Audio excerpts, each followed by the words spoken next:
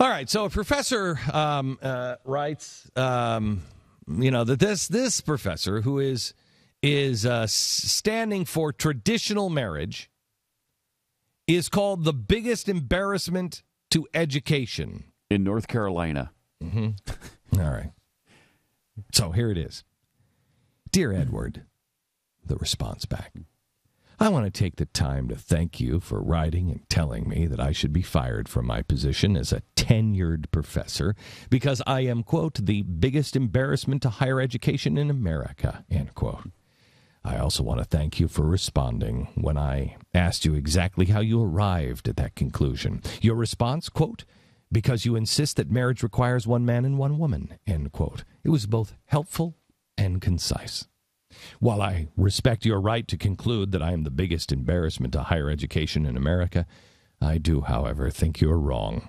In fact, I don't think I'm the biggest embarrassment to higher education in the state of North Carolina. But since you're a liberal and you support choice, provided we're talking about dismembering children and not school vouchers for those who weren't dismembered, I want to give you some options. This is where I fell in love again, all over again with this professor. He's been on our show a couple of times. In fact, I'm going to describe the antics of 10 professors, official campus groups, and invited campus speakers in North Carolina and decide which constitutes the biggest embarrassment to higher education. 1.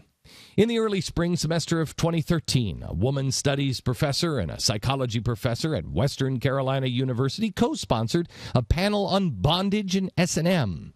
The purpose of the panel was to teach college students how to inflict pain on themselves and others for sexual pleasure. When you called me the biggest embarrassment in higher education, you must not have known about the bondage panel. But maybe you were tied up that evening and couldn't make it. 2. UNC Chapel Hill. There's a feminist professor who believes that women can lead happy lives without men. That's nothing new. But what's different is she thinks that women can form lifelong domestic partnerships with dogs. And those relationships will actually be fulfilling enough to replace marital relationships with men. I can't make this stuff up, Ed. Now, I don't drop acid. Well, at least not since the late 1980s, but I promise this story is real and not an LST flashback. 3. At Duke University, feminist hired a sex worker, read, prostitute, to speak as part of an event called the Sex Workers Art Show. After his speech, the male prostitute pulled down his pants, got down on his knees, and inserted a burning sparkler into his rectum. While it burned, he sang a verse of the Star-Spangled Banner. Oh, well, that's nice. It's not embarrassing at all. I believe that stripping incident was almost as embarrassing as the other one involving the Duke lacrosse team. 4. A porn star was paid to give a speech at UNCG. The topic was safe sodomy. After her speech, the feminist pornographer sold autographed butt plugs to students in attendance. I'm not sure whether the ink would contribute to rectal cancer. I'm no health expert, but I do know it was pretty darn embarrassing when the media picked up on that story. 5. A few years ago, UNC Chapel Hill, a feminist group, built a large vibrator museum in the middle of the campus quad as part of their Orgasm Awareness Week. I think that was probably the climax of the semester, academically speaking. But they certainly weren't too embarrassed to display a vibrator that was made out of wood back in the 1920s. Some history. Keep your batteries charged, Ed, because we're only halfway done. A feminist administrator at UNC Wilmington sponsored a pro-abortion event. During the event, they sold T-shirts saying, "I had an abortion," to students who, well, had abortions.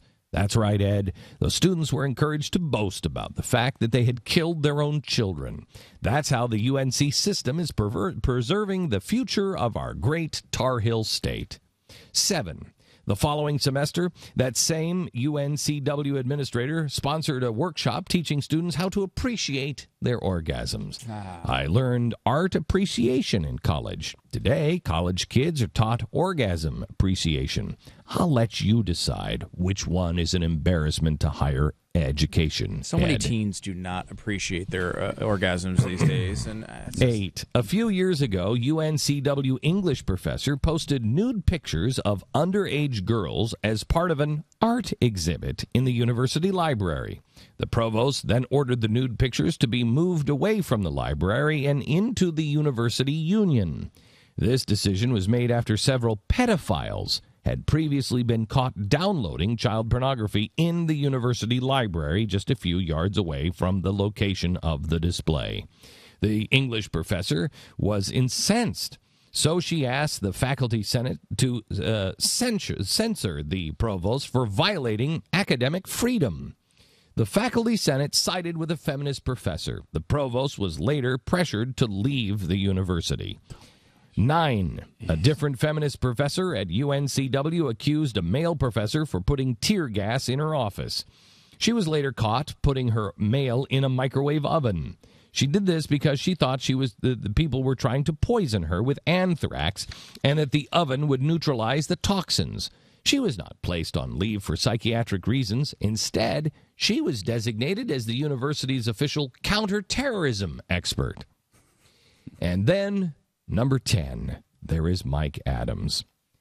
He thinks marriage should be between a man and a woman. So these are your choices, Ed. You can simply write back and tell me which of these professors, groups, or guest speakers has caused the biggest embarrassment to higher education, either in North Carolina or all America altogether. Or you could just concede that our system of higher education is the real embarrassment because it has been hijacked by radical feminism. And please pardon any puns, especially those that take the form of misspelled words. And he said that because he wrote higher education as H-I-R-E. that is great. It's brilliant. It is absolutely brilliant. Absolutely brilliant. And if you look at that, those are 10 things that happened in North Carolina.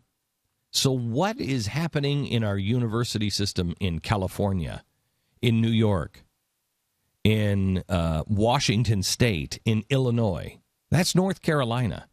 If the people of North Carolina put up with that, what else will they put up with? You're